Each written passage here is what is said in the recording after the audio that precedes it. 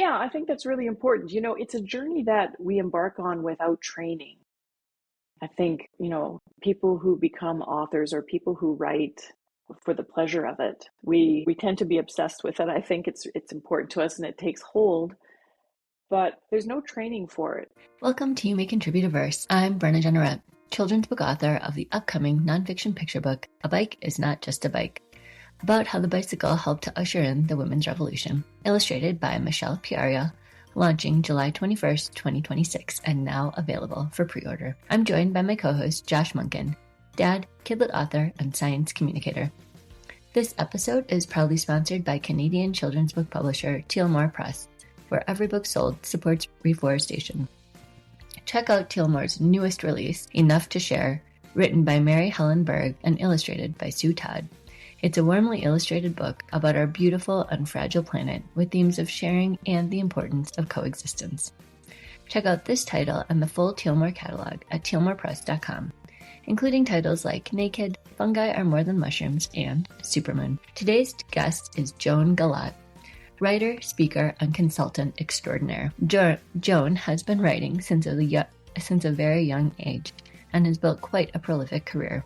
We chat all about her beginnings in the local newspaper, her love of nonfiction, and how she tries to strive to share the goodness of the world. Here's Joan's verse. I was going to ask, Joan, because you have a YouTube channel, and I'm presuming that you must probably do some level of putting that together on your own. I do, yeah. With my YouTube channel, I do that all myself. It seemed like a good idea to have book trailers when everyone was doing book trailers, and they have proved useful for me when I'm trying to get school visits or have events host me that they can learn about my work in that quick little snapshot. I like to think that people prefer to read and that they would prefer to read the summaries of my website and, everything that's out there, but a lot of people do prefer video, so it's just a way to reach more people. And I can have some fun playing around in iMovie, but you're right, it's so time intensive and there are other things I would often prefer to be doing. iMovie is actually, it's kind of a godsend for putting stuff like that together in a relatively straightforward way. Shout out to Canva as well. I've gotten to know Canva really well. Some of its limitations, but also all the stuff that you can do with it. That's right. Canva sponsor our podcast. Oh, they should. Yeah. Canva, call us. No, nice. They don't. Well, Joan, let's sort of start at the beginning. How did you, how did you get into kidlit and writing, and how did that lead you sort of to where you are? Because you're a very prolific writer. I am impressed with how much you have out in the world. But yeah, let's get to the beginning of how it all started. Sure. Well, thank you. It started a very long time ago. I have to say, I fell in love with books as a kid.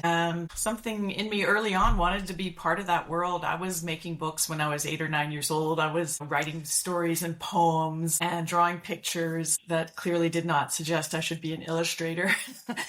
And I liked books. My parents used to take me to the library, and I entered a writing contest when I was 12 years old. There was something kind of neat going on where I lived. I grew up mostly in Sherwood Park, just outside of Edmonton, and the daily newspaper here is the Edmonton Journal. And when I was about 11, 12 years old, they had one page every Tuesday dedicated to kids, and it was great. I found pen pals through this. I became a cub reporter, which just meant I got a little badge in the mail. And I love a badge. Amazing. Yeah, I still have it.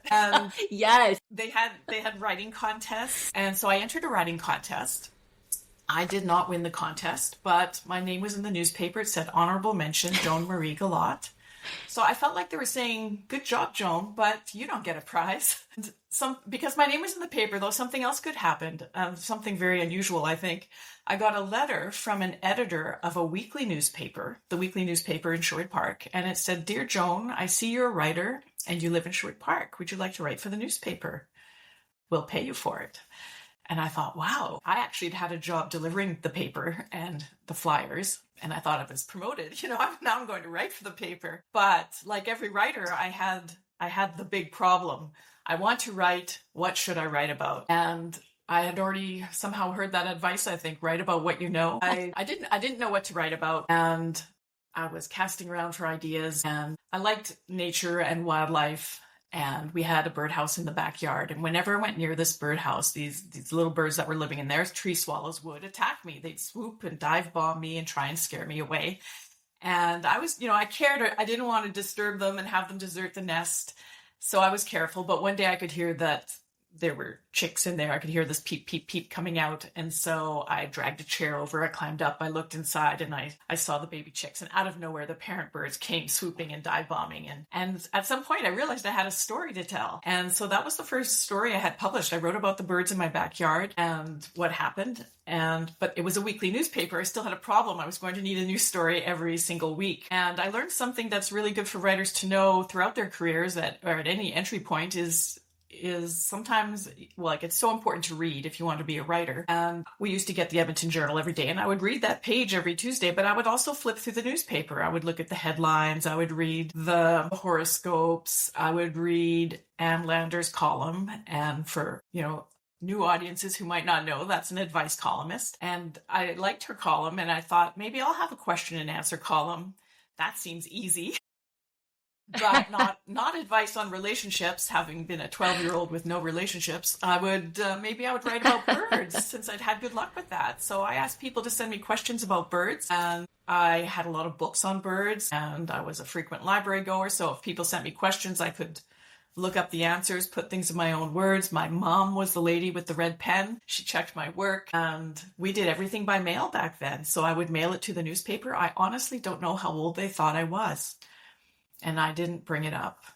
I mean, they did find me on the kids page, but maybe they thought I was a teenage, older. So I did that. I didn't get that much mail. I did get some questions in the mail. Often I would make up the questions, which was just a joy of creativity to make up questions. I used everyone's name in my family, in my extended family. They were all asking me questions about birds and getting their names in the paper. It was fun. That's how I got started. So I was hooked. But I also love nature and the outdoors. So for post-secondary, I studied biological sciences and ecology. And at the time I graduated, it was hard to find work in my field. So I ended up doing different jobs. I was a park naturalist. I was a tourist guide. And I kind of wormed my way into radio. I lived in a small town at this time where there was a community radio station starting up. So I learned how to write commercials and news and how to be a broadcaster. And that really helped with me becoming a children's writer, because when you write for audio, you're writing for the ear. And I wanted to write books for young kids that would be read out loud. So I was very aware of language and how it would sound. And I think that helped me with dialogue later. And I kept practicing and practicing and practicing. And at one point when I really dedicated myself, I decided to write a novel, which at the time I thought was young adult, but today would be middle grade. And I worked on that first book. And then I realized when I finished it, I had to sell the thing and I had to learn all about the business of publishing. So I started to join writer organizations and I learned how to write queries, and I was sending my book out.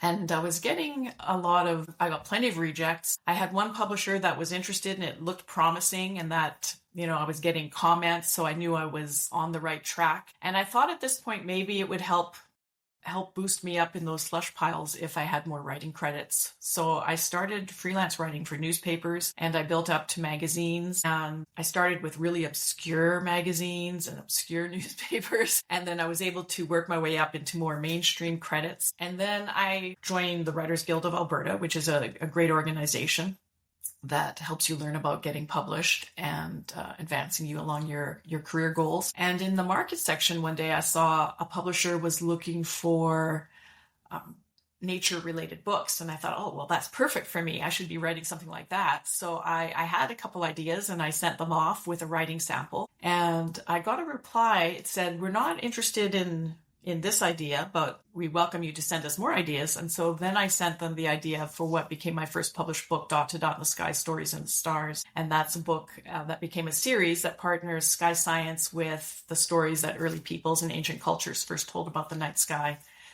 So it was a long process. I've heard that it takes 10 years from, when you really start working at it to actually having a published book. And my timeline was probably around 7 years, but 10 before the book actually was in my hands. So, I think it's really important for people to know it is such a process, and you really have to love the process if you're going to persevere with it. So I've just been writing ever since. I kept going with those nonfiction books, and it turned out to be a good fit with my interests. And so most of my books are nonfiction, but I do have one middle grade novel, and a lot of my nonfiction does incorporate storytelling. So I have the myths and legends, but I also have a book with personal stories we can talk about maybe later, but that was kind of the process. So the freelance writing, I think, helped fine tune my skills and it gave me time to learn more about the business of submitting and feeling comfortable with the process. I want to start way back at 12 years old, because what you described would be the perfect job for my 11-year-old daughter, which is ask me to talk and write about facts and help me learn things. And what a gift for you to have gotten the opportunity to scratch that itch in a way that so early on was productive. And I don't know if you think of it this way, I presume you must, set you on this path that you never left for your entire, the rest of your professional life. Do you think of it that way? Absolutely. Yeah. I think it was a tremendous opportunity. I don't know anyone else who's had such a thing happen to them. Yeah. It gave me time to spend time with the topics I care about. And I think this is why reading nonfiction is so important as a child, because the books I read as a child are the books that are interests I've maintained my entire life. So it's great to be exposed to all kinds of different topics. Or in your case, all different types of birds. That's right. Yeah. In the case of your early years. That's right. Yeah. Totally. Yeah, it is. I must have really liked research back then too, because I used to get on the phone and I'd have the phone book and I would look up the government agencies like Fish and Wildlife, and I would call them and ask them if they could send me any brochures on birds and animals, and I'd get all this stuff in the mail. Like I liked getting mail. And I had all those pen pals, and I think that was key as well, because I had to learn to write to entertain. If I wanted somebody to write back to me, I had to go beyond what's the weather like. So, I think that was actually really essential as well. Yeah. That's so interesting. It occurs to me that you need look no further than your life as a 12-year-old professional writer if you need an example of the essential goodness of humanity. I mean, for you, there's a cynical... I mean, we're in the middle of 2025. Things are bad. Things are, there's always bad stuff happening in the world. But thinking about that process is just, it's heartwarming in the sense that, somebody should write a book about you and that process.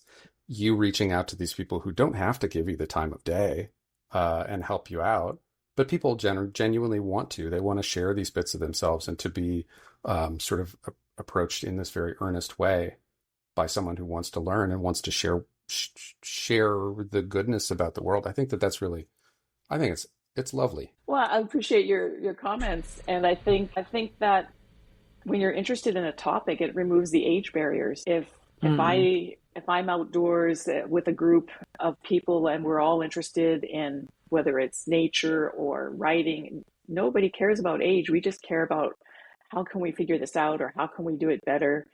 And that is a beautiful thing. I want to press on that. And I was going to save this for later, but you just brought up the age barriers thing, which makes this really relevant.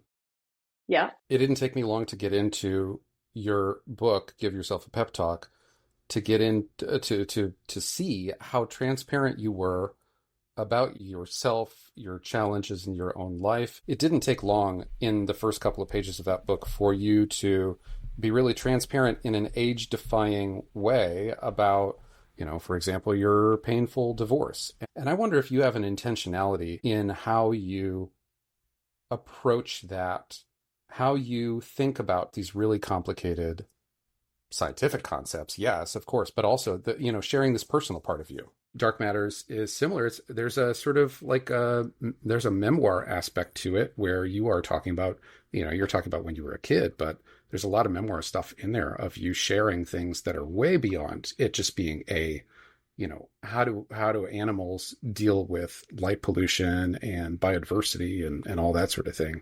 I think it's an interesting take, and you have an interesting perspective. Well, thank you. Yeah, this book is particularly dear to me. Dark Matters: Nature's Reaction to Light Pollution. So because of my interest in astronomy and observing the night sky, I was often frustrated by unwanted lights at night, and it interfering with my ability to enjoy the night sky and see all the stars of a constellation. But the more I learned about it, the more I learned that it's a problem for wildlife as well, a serious problem. And I gathered up all my facts and I did the research.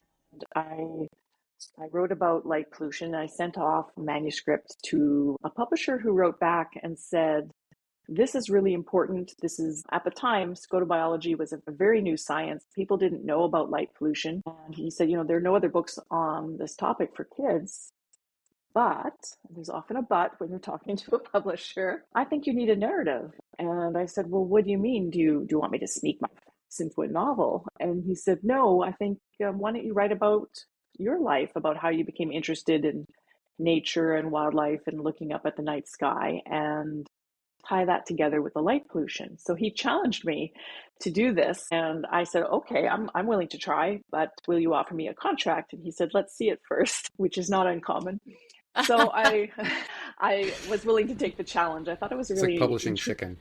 It was, yeah. So I did something that actually I think everyone should do, aspiring author or not, but especially writers. I think this is a great exercise, is to think of a theme and make a list of stories from your own life and how that ties to that theme. So that's what I did. I made a list. I in my head, I started at a young age, and I tried to think of experiences I'd had either with nature or wildlife or looking up at the night sky. And it was enormously fun and tremendously satisfying and a little bit unnerving, because there's, when you're writing about yourself and putting yourself out there, of course, you have to silence that voice, that editor on your shoulder, or the people in your lives who might come back and say, oh, I don't know if it happened that way, or I didn't see it that way. And I mean, these aren't controversial stories, but different people might have opinions. So I had to learn to let myself write freely and silence that editor. And I was happy with the result, and I did send it back to the same publisher, and I was happy that they liked it as well. And so that's what became Dark Matters: Nature's Reaction to Light Pollution. It's like a memoir that starts at a young age and goes just right up to the touch of my post-secondary schooling. It's time for this week's book reviews. Josh's review is for My Daddy is a Cowboy, a gorgeous book by Stephanie Seals and CG Esperanza that deserves all its awards and recognitions. It's a straight-talking story, just like a cowboy, getting right to the point, and shows us a different look at what a cowboy can be, what a daddy-daughter activity can be, and what you can do as a healthy activity in the city. As always, CG Esperanza's art is chunky, painty, and vibrant, perfectly paired with the text like a rider and her horse.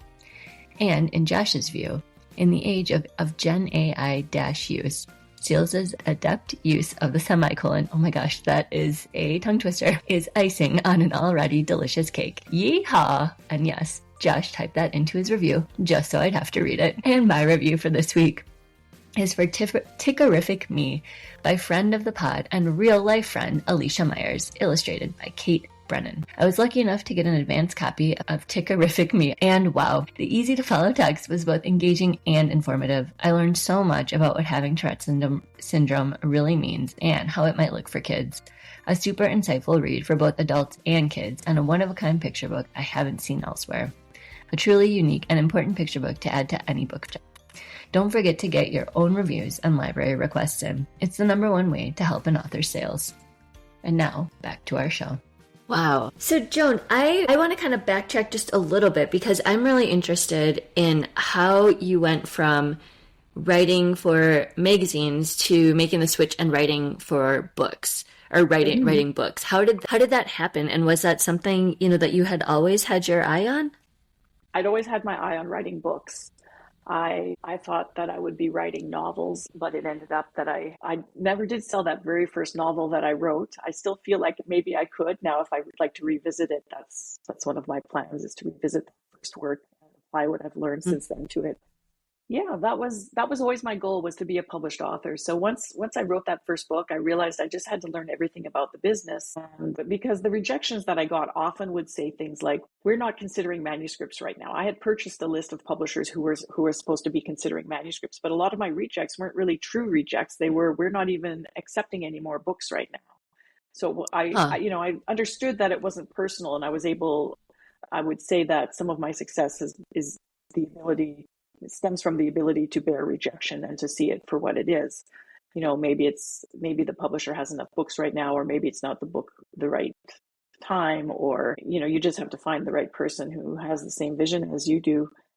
But I did feel that the freelance writing would help me, help build my skills. And I thought that I would be edited and that I would learn to be a better writer from being edited. But the papers I was writing for did very little editing. I don't think that's a reflection of my brilliant writing at the beginning. I think that was just the time constraints of the newspapers. But there was more editing. There was more editing and more feedback when I started writing for magazines. And so I did learn along the way, and I discovered that I liked it.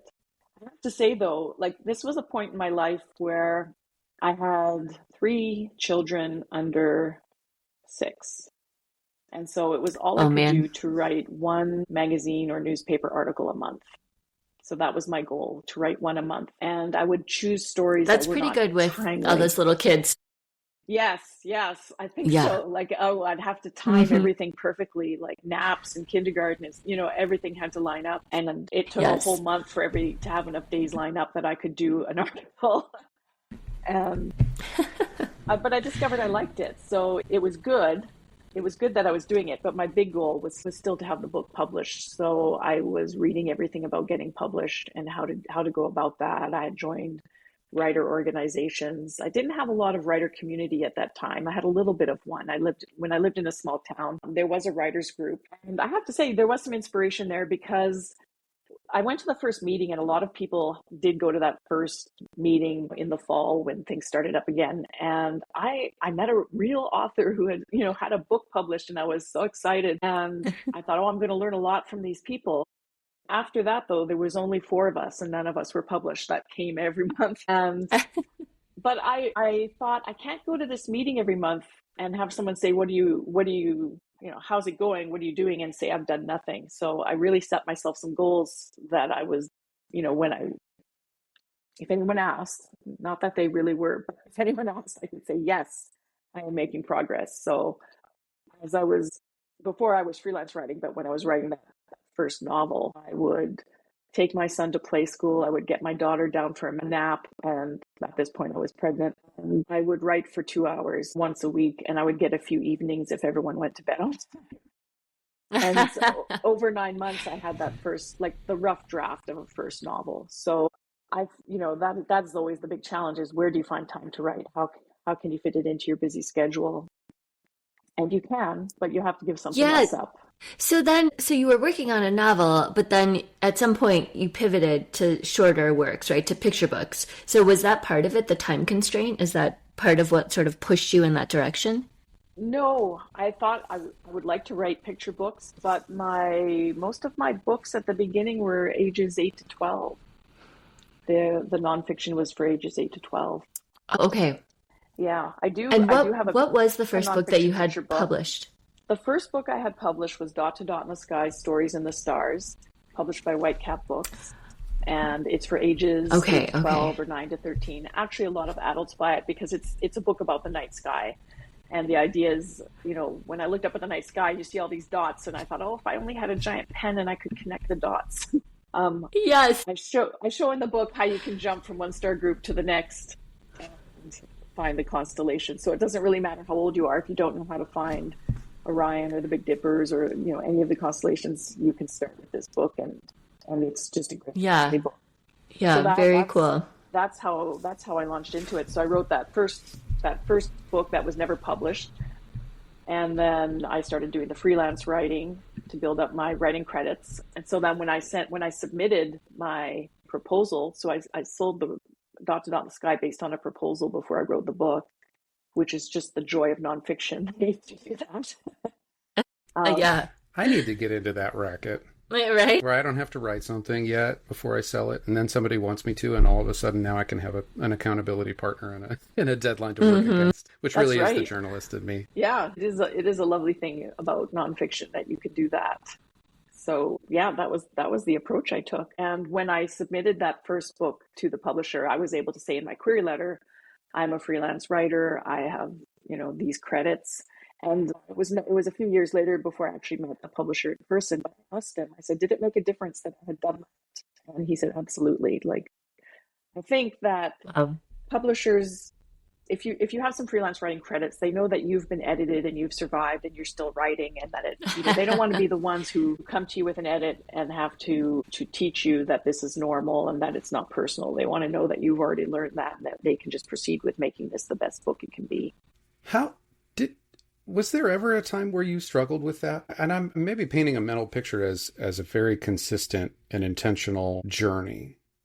And maybe I'll pause and contrast with my own journey, not purely for contrast, not to make this about, myself, but, I feel like I always knew what I wanted, which didn't end up being what I needed, in a very sort of, like, to put it in like Disney terms. I for the longest time, like you, I had a consistent desire to be a photographer and work towards that every chance I could, internships and freelance work. And, in my early adulthood, I did that for a living, and it really burned me out. And I find and now I just write, and I feel like this is where my true calling is. But I find your story really interesting in that there seems to be this unwavering dedication to the written word and the transmission of knowledge.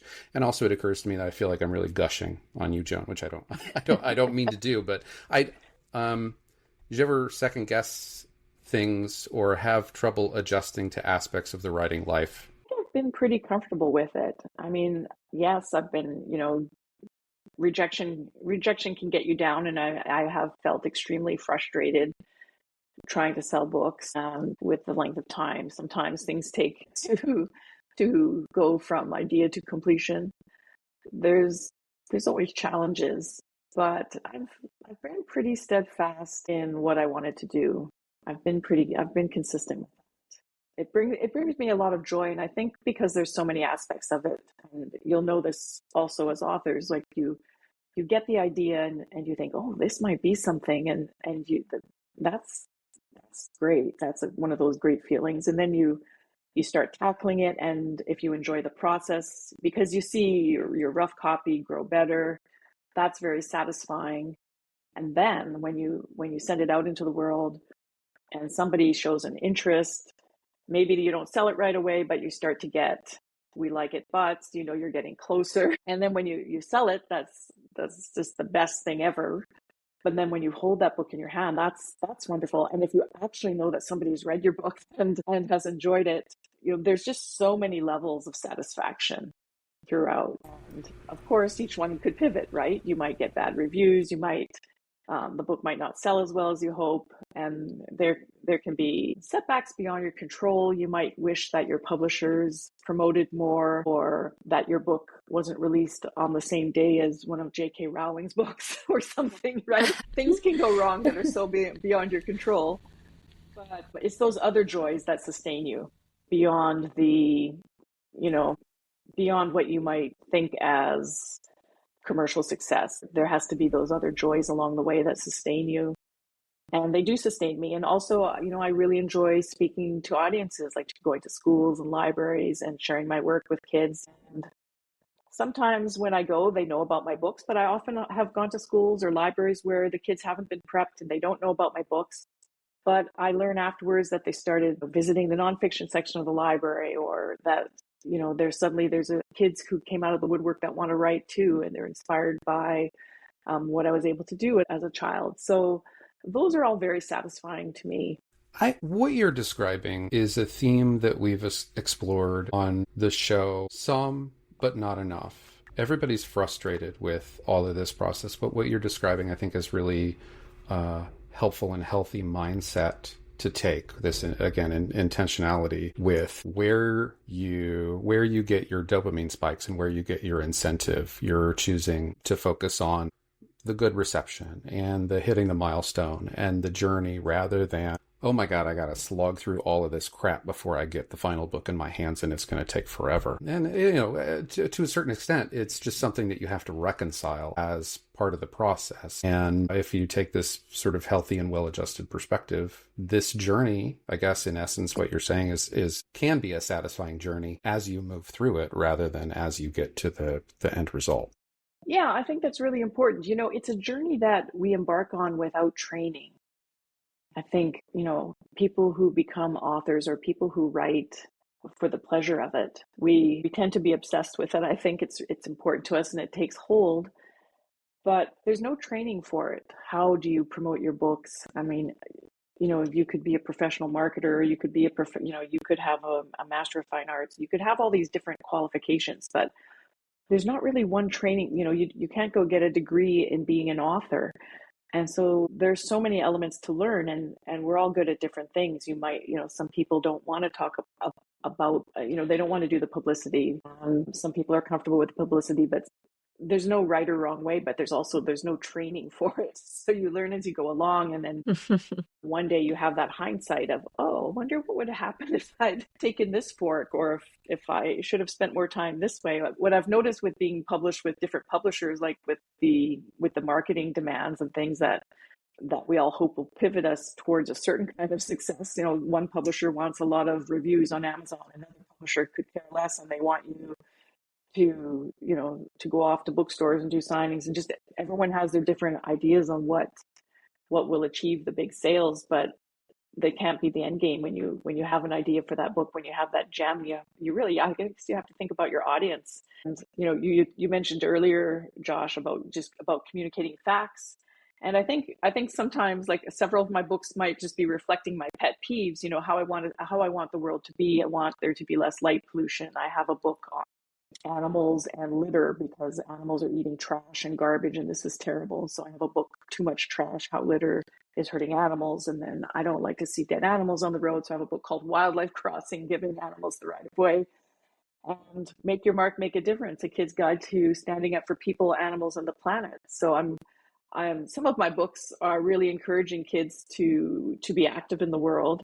And I guess that's another form of satisfaction for me, is if kids read these books and tackle the causes they care about in responsible ways and meaningful ways. Yeah, and we've been talking about the sort of journey of publication and where you're, choosing to put your energies, which is so smart. And you're right, like, nobody ever trains anyone on how to be an author. But I want to sort of explore what it was like what were the rejections like in terms of making that first book happen? Like, how many drafts do you think you did, and how many times do you feel like you had to resend it out? Like, was that sort of a harrowing process, or did you hone those skills way back in your magazine days and it was sort of much smoother once you switched to books? I don't think it was much smoother. I think I didn't, all my rejections, I don't know how many there were for that. Well, for the novel, but for Dot to Dot in the Sky, the first publisher I sent the idea to took it. So, oh, wow. That was fortunate. Yeah. But at that time, the publisher had asked for a writing sample, and I was able to send a writing sample from something I had in a good daily newspaper. And she commented on the article, something in it caught her attention in her own, relating to herself in her own personal life. So she told me about it. And so we had a little bit of a connection there. And so it was important that I had, a decent writing sample to send out with that first book to prove, what I could do. But yeah, and it also sounds like you've sort of had a lot of success just going straight to publisher on your own. Was there ever a question of getting agented, or did you ever look into that?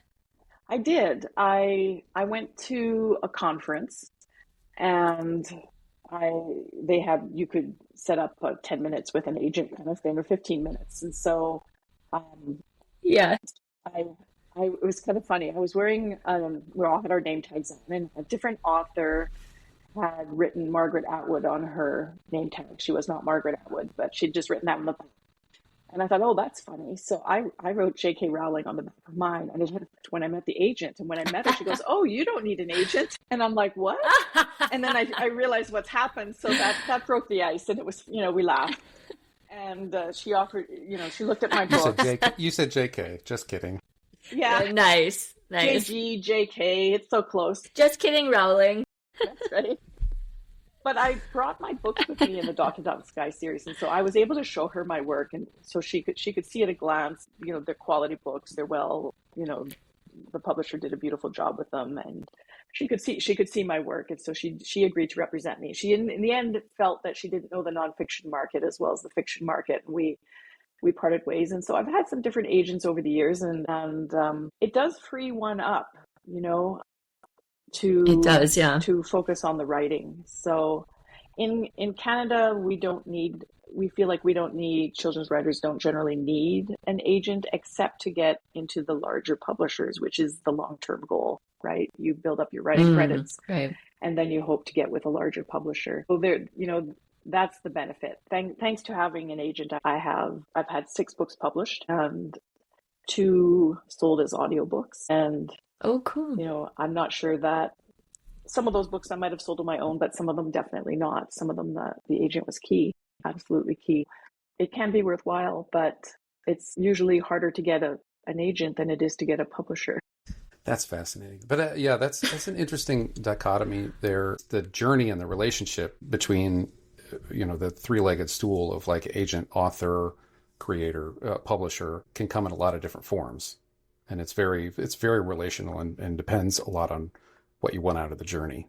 That's right. And you really have to, when considering an agent, you don't want, you know, it has to be a person who's the right fit for you, and you have to have really clear communication on your goals and whether that agent, you know, if you just want the book published at any cost, you might be willing to go with a smaller publisher. But if you and like some publishers only want to submit to the larger publishers because reasonably that's how they can earn their living, right?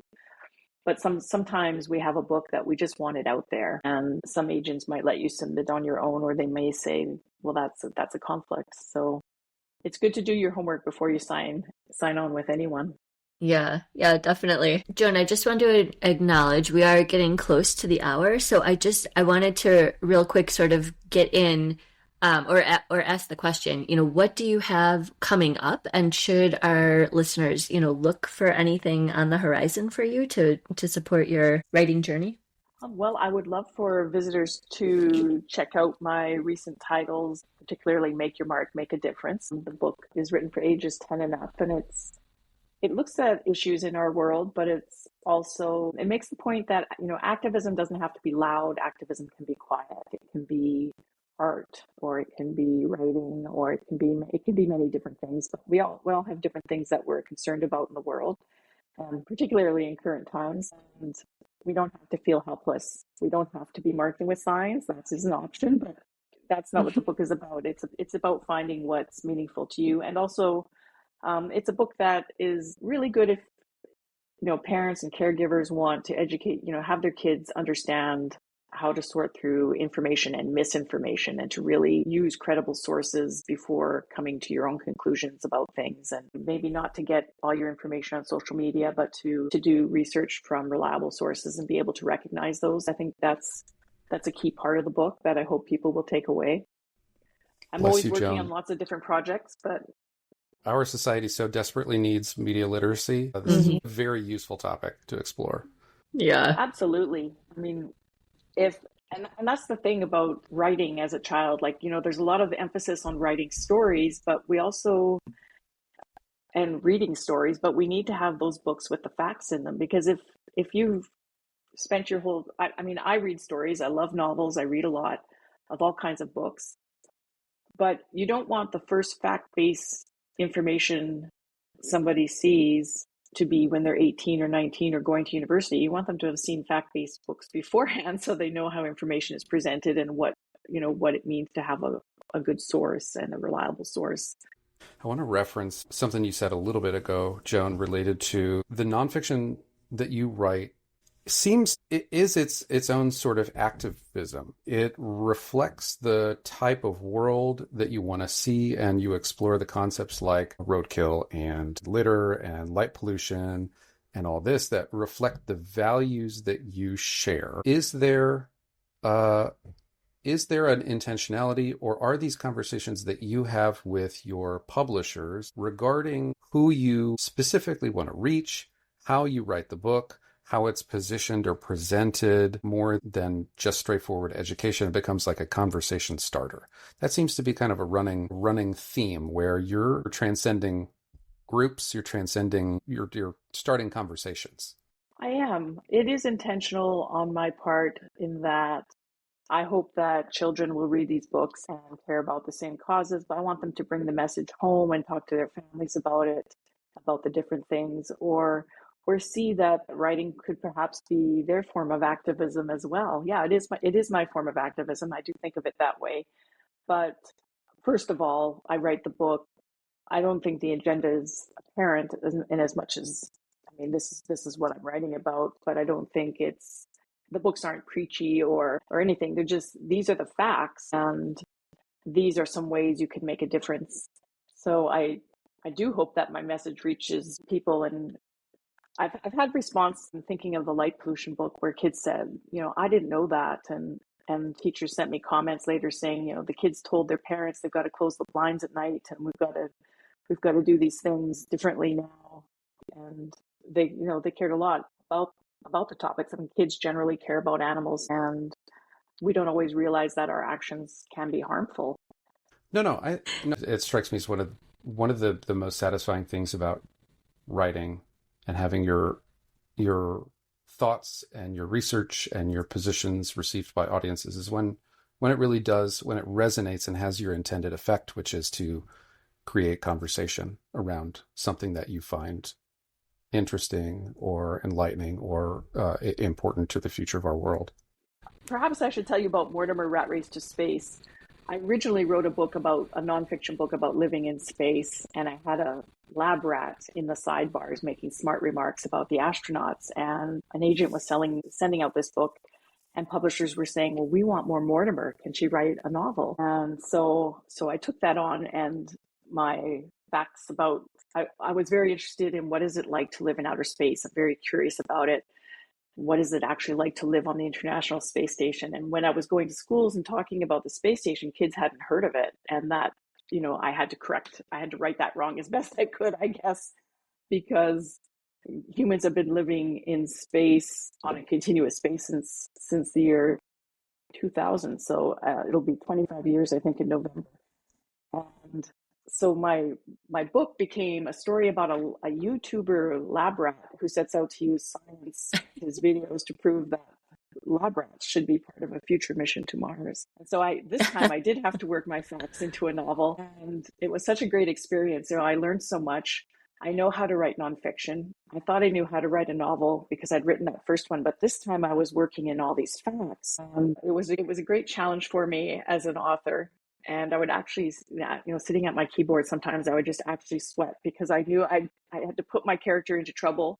I knew how to put him into trouble, but then I had to get him out of it. And that was the learning curve for me. So that book became Mortimer Rat Race to Space. And it's also became an audiobook. And it's a chance to share my interests and the importance of the space program and how much of our scientific research in outer space becomes the technology that we use here on Earth, so it is relevant to our lives. I was able to share that in a completely different way with this book. So we're always learning and growing as writers, and that's part of the excitement and what sustains me, I think. It's nice that Mortimer taught you something in that process as well. Yes, it is. Yeah, totally. So I have some rockets here behind me, and one of the things I've done for publicity is to actually literally launch my books in rockets. So this tube comes off. I could put a book inside there. This rocket's covered with covers from Stories of the Aurora, my book about the Northern Lights. So we were able to put a motor underneath. And I've done this 5 times with different space or astronomy books, and literally launch my books up into the sky. It would be a shame if I didn't mention this to you.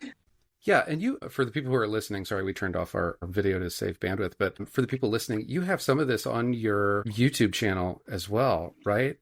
I don't know if you've done the launch, but I feel like I've seen you holding them on your YouTube channel. Yes, there is a video on my YouTube channel where you can see the launch of Stories of the Aurora, and some of the news clips show it as well. Yes, so that's amazing. By doing it's this, I'm very creative approach to marketing as well. Well, see, I take things literally as a writer. So when I thought of book launch that first time, I literally thought, how can I get this book up into the sky? And so that's how it happened. I have a book on weather, and I launched it under Environment Canada weather balloon. Amazing. So I really very stretch cool. out the That's joy super of the fun. book. Yeah. Yeah, and I guess also, if we're looking for actionable insights from your journey, that strikes me as, I mean, a Canadian weather balloon, it's something you also have to ask for. I'm pulling out, just, investigate, think creatively about what's possible, and don't be afraid to ask for things or try things out. I think it's fun. It's just explore fun possibilities rather than just writing. Exactly. When you're trying to sell your work or you're trying to do publicity and, you're weighing whether you should, take a certain action. Well, if somebody says no, it's not the end of the world. That means you're trying. That means you're making progress. Even a no is still progress because you tried something. Yeah. Which, I mean, that seems like such a perfect sentiment to wrap up this whole chat, because I feel like it started with you sort of just trying something, right? With writing about the birds and seeing where that went, and then, really sort of jumping on the opportunity. That's kind of like the common thread here. So yeah, but thank you for coming on, Joan. This has been really, really fun. Thank you so much for hosting me. It's been a pleasure to spend this morning with both of you.